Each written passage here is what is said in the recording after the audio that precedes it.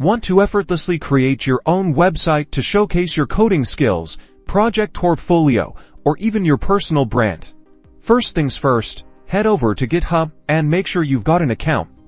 Create one if you don't already have one. Next, create a new repository for your website and give it a memorable name. A good practice is to name it after your username followed by GitHub if you want a user site or the project name. Now, go to your repository settings, scroll down the left side until you see Pages. Under the Code and Automation section, click on Pages. On the Pages settings page, select the branch you want to use for your website. Typically, this will be the main or Pages branch.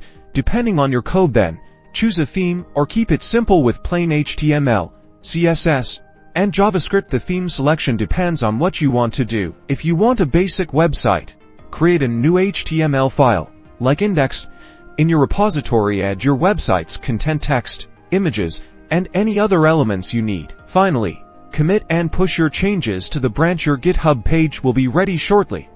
Simply grab that URL and start sharing your website and showcasing your skills with the world. Don't forget to like and subscribe.